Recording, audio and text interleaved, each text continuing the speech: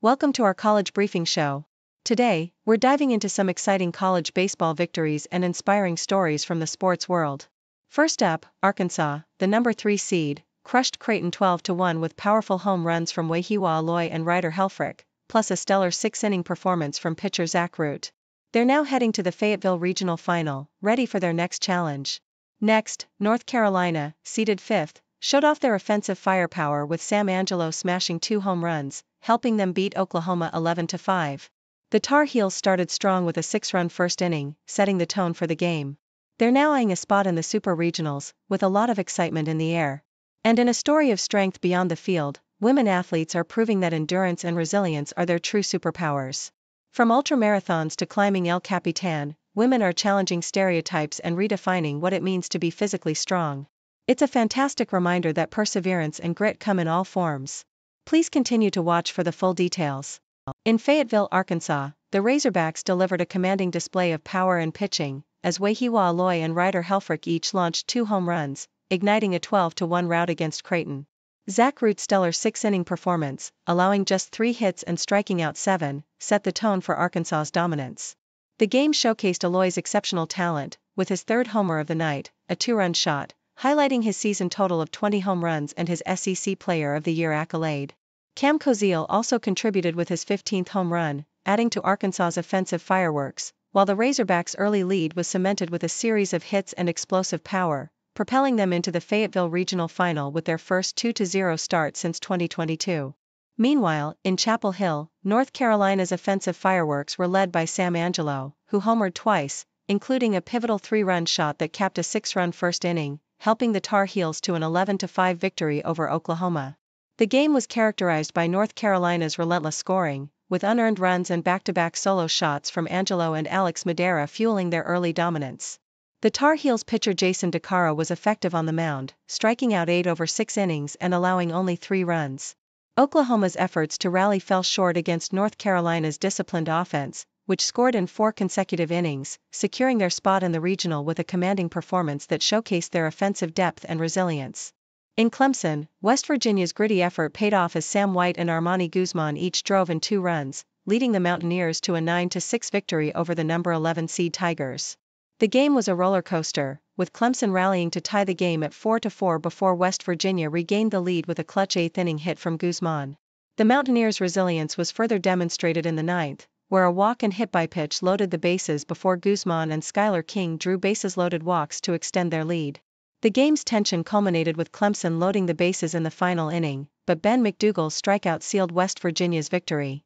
The game showcased West Virginia's potent offense and clutch performance, setting up a tense showdown for a spot in the Super Regionals.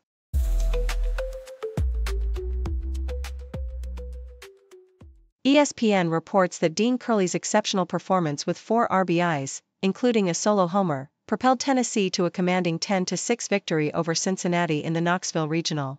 The defending national champions, Tennessee, are on the brink of advancing to the Super Regionals, needing only a win against either Cincinnati or Miami of Ohio. The game was marked by a series of exciting moments, such as Curley's impactful 2-run single and home run, along with Gavin Kylan's 4 hits and 3 runs scored, which kept the Volunteers in the lead. The game showcased Tennessee's offensive firepower and resilience, with key contributions from Fisher and Arvidsson securing the win and setting the stage for their next challenge. The Associated Press highlights that Duke's standout performance in the Athens Regional has put number 7 overall seed Georgia on the ropes, with a 6-3 victory that puts the Bulldogs into the losers bracket. Duke's Wallace Clark was a revelation, going 4 for 5 with 2 solo home runs, while Ben Miller's 3-run shot in the 3rd inning was crucial in overcoming Georgia's early lead.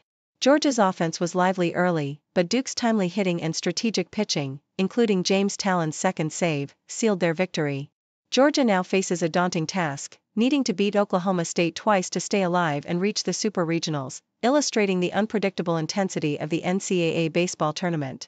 The AP reports that in the realm of women's softball, Texas Tech's Nigeri Kennedy shined brightly, limiting UCLA to just 4 hits and striking out 7 in a 3-1 victory that catapulted the Red Raiders into their first Women's College World Series semifinals.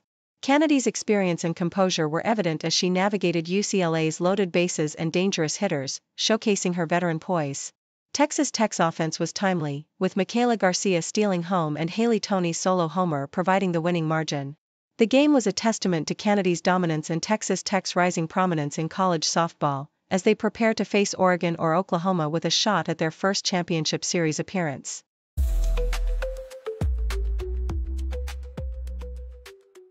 The Australian Broadcasting Corporation highlights the resilience and ingenuity of Pacific Island communities as they combat the relentless encroachment of rising seas through the construction of seawalls. In Samoa, villagers like Simona Tapaniko have recently celebrated the completion of a $1.9 million seawall funded by New Zealand, which promises to shield homes from storm surges and protect their ancestral graves. Similar efforts are underway across the Pacific, with islands like Ibai in the Marshall Islands and atolls in Tuvalu and Kiribati erecting seawalls of rock, sandbags, and concrete, often with international aid. While these structures offer immediate hope and a sense of security, experts warn they are only temporary solutions in a region where sea levels are projected to continue rising for centuries, and maintaining such defenses is both economically and environmentally challenging.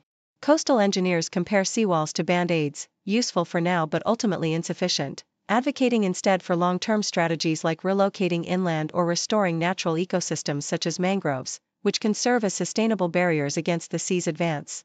The Globe and Mail discusses the escalating global trade tensions sparked by U.S. President Donald Trump's decision to double tariffs on steel and aluminum imports to 50%, igniting fears of a broader trade war. This move, announced outside Pittsburgh amid a backdrop of economic negotiations, aims to protect American steel jobs but risks escalating costs for industries and consumers worldwide. The European Union responded swiftly, threatening retaliatory measures and criticizing the tariffs as disruptive to ongoing negotiations. Countries like Canada and Australia condemned the decision, emphasizing the potential harm to international supply chains and economic stability.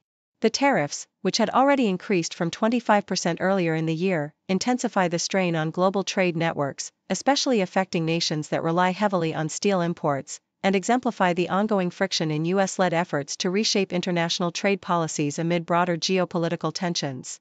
The Australian Broadcasting Corporation also offers a candid portrait of Jacinda Ardern's introspective journey from a young, sensitive politician to a world-renowned leader. In her memoir, A Different Kind of Power, she reveals her lifelong struggles with self-doubt, feeling never quite good enough, and how these insecurities shaped her approach to leadership. Ardern recounts her rapid rise in New Zealand politics, her balancing act of motherhood and high office, including managing morning sickness during her swearing-in, and her fierce resistance to gendered critiques. Her candid reflections extend to her decision to step down after nearly 6 years, citing exhaustion and a desire to focus on empathetic leadership.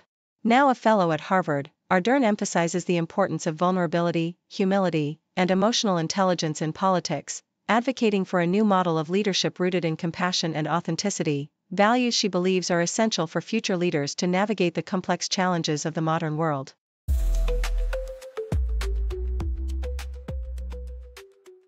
The South China Morning Post highlights the current crisis faced by Harvard University due to the U.S. Department of Homeland Security's decision to revoke its International Student Program certification, following a funding freeze and the broader political tensions with the Trump administration.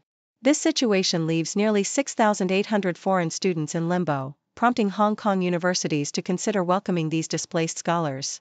The article emphasizes that merely offering unconditional admission or scholarships may not be enough to attract these elite students. Instead, Hong Kong institutions can leverage their strength in research mentorship and academic networks, showcasing their top-ranked scholars and establishing structured matching systems to connect students with suitable supervisors.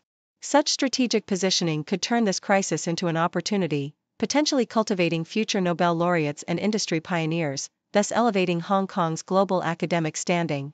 The Yahoo US report narrates the tragic story of Estelle Quintero, who was arrested for a minor shoplifting offense and died within 48 hours of her detention at Bernalillo County's Metropolitan Detention Center.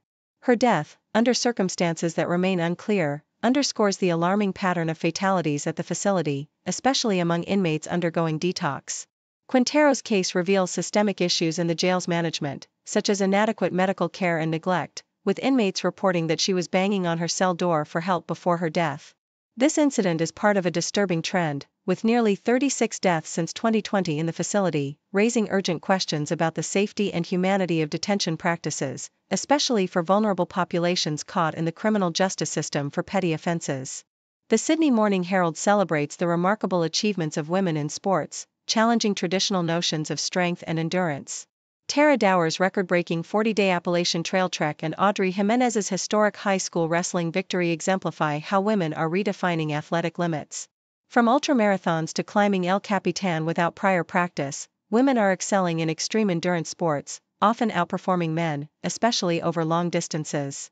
Experts attribute this to evolutionary advantages. Women's bodies are built for resilience, fatigue resistance, and recovery, with slow-twitch muscle fibers and fat-burning metabolisms providing endurance and longevity. These feats are not just physical, they symbolize a cultural shift, emphasizing mental grit and resilience. As research begins to focus more on female physiology, the future of sports science may pivot to celebrating endurance, recovery, and resilience, traits women have long demonstrated but have historically been undervalued.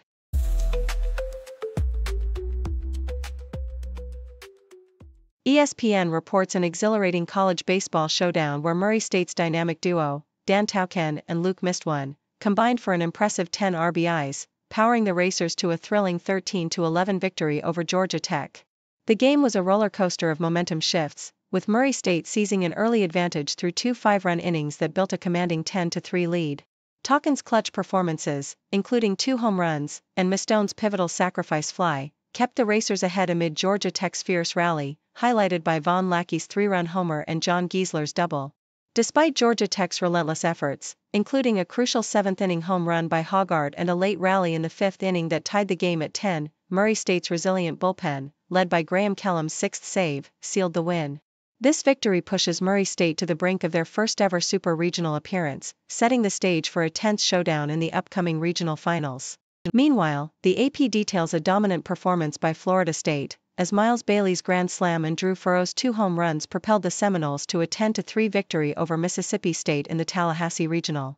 Furrow's early 2-run shot and Bailey's explosive blast in the 4th inning ignited a 5-run rally that put Florida State ahead, with the team maintaining their lead through the game's final moments. Mississippi State fought valiantly, cutting the deficit with a homer from Hunter Hines, but Florida State's potent offense, complemented by stellar pitching from Jamie Arnold and Joe Charles, kept the Bulldogs at bay.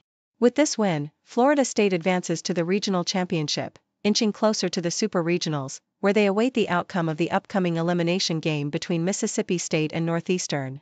The game was a showcase of power hitting and strategic pitching, underscoring Florida State's championship aspirations and their relentless pursuit of postseason glory. Thank you for tuning in.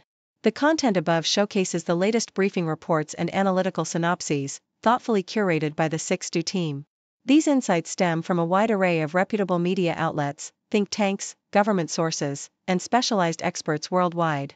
We encourage you to explore these sources for a comprehensive perspective.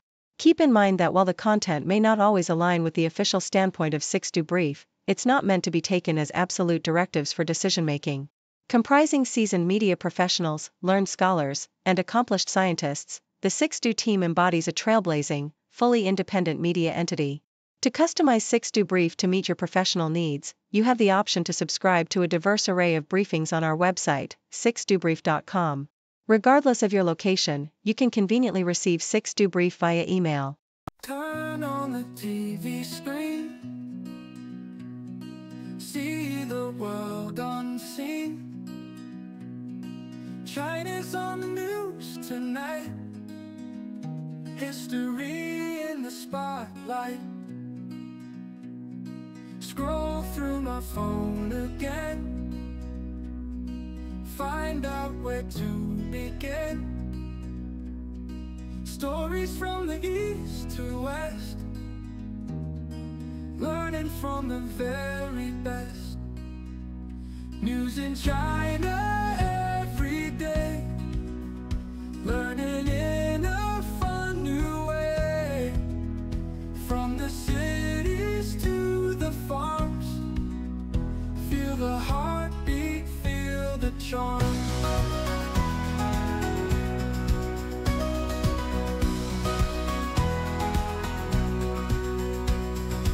Ancient tales in modern times, mountains high and river rhymes, culture rich in every town, golden driving never down.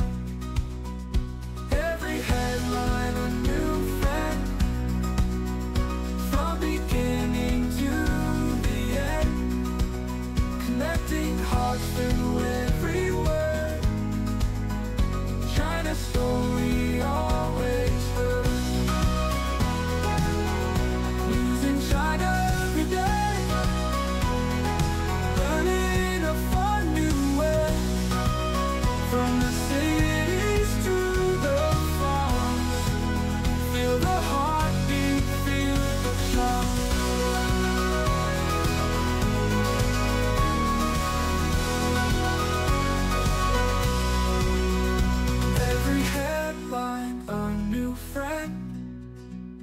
from beginning to the end, connecting hearts through every word.